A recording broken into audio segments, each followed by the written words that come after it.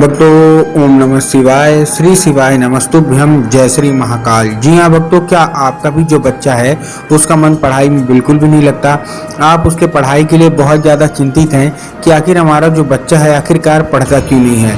आपने बहुत ज़्यादा प्रयास कर लिया उसको पढ़ाने का, उसको लिखाने का, उसको बहुत अच्छी स्कूल में डाल रखा है, उसको हर एक तरह की सुविधा दे रहे हैं, हर एक चीज़ की सुविधा दे रहे हैं, फिर भी जो आपका बच्चा है ना उसका जो मन है ना वो पढ़ाई में नहीं लगता। आपको समझ में नहीं आ रहा कि आखिरकार क्या हो गया, हमारा बच्चा पढ़ता क्यों नहीं है।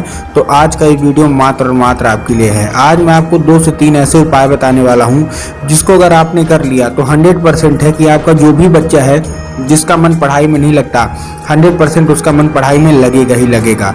देखिए, पूज्य गुरुदेव की जो कथा होती है ना, जैसे कि आपको पता है कि पूज्य गुरुदेव की जो कथा होती है उसमें लाखों की भीड़ आती है, आप सबको पता है। तभी गुरुदेव की कथा हो रही थी, उसमें लाखों की भीड़ आई।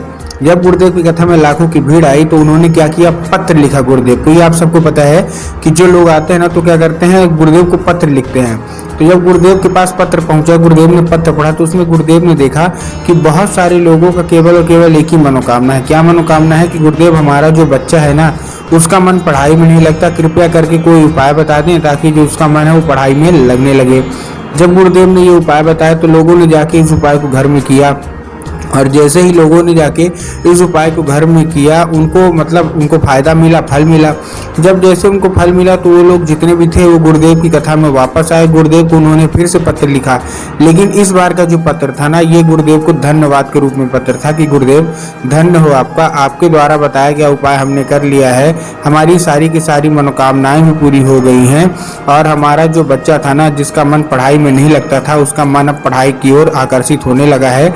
आपका कोटि कोटि धन्यवाद। तो देखिए, अगर आप भी जानना चाहते हैं कि आखिर ऐसा कौन सा उपाय है जिसको करने मात्र से लोगों की सारी मनोकामनाएं पूरी हो जाती हैं, उनका जो बच्चा होता है वो पढ़ने लगता है, तो चलिए हम बताते हैं आपको आज की इस वीडियो के माध्यम से। लेकिन उससे पहले चैनल पर अगर पहली बार आए हैं और आवाज़ मेरी पहली बार सुन रहे हैं तो वीडियो को कर दे लाइक और चैनल को भी कर लें सब्सक्राइब, ताकि पूजनीय पंडित प्रदीप जी मिश्रा के रोज नए नए उपाय जो कि मैं उनकी कथा से सुनता हूँ, श्रवण करता हूँ, सबसे पहले मैं आपको प्राप्त करा सकूं। देखिए, अगर आपका जो बच्चा है ना जिसका मन पढ़ाई में नहीं लगता, आप बहुत ज़्यादा फीस दे रहे हैं, स्कूल में दे रहे हैं, कोचिंग में दे रहे हैं, आप उसको पढ़ाने के लिए बैठाते हैं तो वो पढ़ता नहीं है, वो भाग जाता है खेलने कूदने, और माता पिता बहुत परेशान हैं, उसके करियर को लेके चिंता है, सब चीज़ों की चिंता है। तो चलिए हम बताते हैं उपाय। ठीक, तो देखिए 2 उपाय मैं आपको बताऊंगा। ठीक, जो हमारा फूल वाला उपाय है मैं आपको दूसरे बार बताऊंगा। पहला उपाय ध्यान से सुनिए, ये भी बहुत ही बड़ा उपाय है। इस उपाय में देखिए आपको करना क्या है, सबसे सिंपल सा बता रहा हूँ। इस उपाय में आपको सबसे पहले क्या चाहिए, इस उपाय में आपको सबसे पहले चाहिए 1 लोटा जल और 3 बूंद शहद। क्या क्या चाहिए, 1 लोटा जल चाहिए और 3 बूंद आपको शहद चाहिए।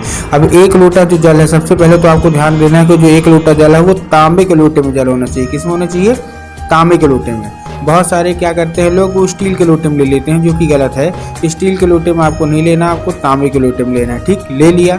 लेने के बाद अब आपको देखिए करना क्या है। जैसे ही आपने ले लिया तांबे के लोटे में, वो जो जल है वो आपके घर का होना चाहिए। इस चीज़ का भी आपको ध्यान रखना है। बहुत सारे लोग तो यहाँ तक ये भी गलती करते हैं कि वो जाके मंदिर परिसर से जल ले लेंगे, घर का जल नहीं लेंगे, मंदिर परिसर से जल ले लेंगे, जो कि वो भी गलत है। पूज्य गुरुदेव बोलते हैं कि आपको अपने घर से जल लेके जाना है। ठीक, ले लिए। अब देखिए करना क्या है। जैसे आपने ले लिया, लेने के बाद उसमें 2 से 3 बूंद आप शहद डाल दीजिए। और जब जैसे ही आपने शहद डाला, शहद डालने के बाद अपने बच्चे को भेज दीजिए कहाँ, सीधा सीधा शिव मंदिर। अब जैसे ही आपका बच्चा शिव मंदिर पहुँचे, शिव मंदिर पहुँचने के बाद उसको बोलना क्या है कि जैसे वो शिव मंदिर पहुँच रहा उसको बोलिए कि वो दक्षिण दिशा में खड़ा हो जाए और उत्तर की ओर अपना चेहरा कर ले।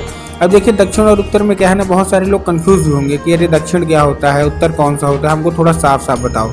तब गुरुदेव ने साफ साफ बताया कि आप जिस भी शिव मंदिर जा रहे हैं, क्या जिस भी शिव मंदिर जा रहे हैं, उस शिव मंदिर के जिधर साइड जलाधारी हो, आप अपना चेहरा उधर साइड करके खड़े हो जाइए। ठीक, आप खड़े हो गए।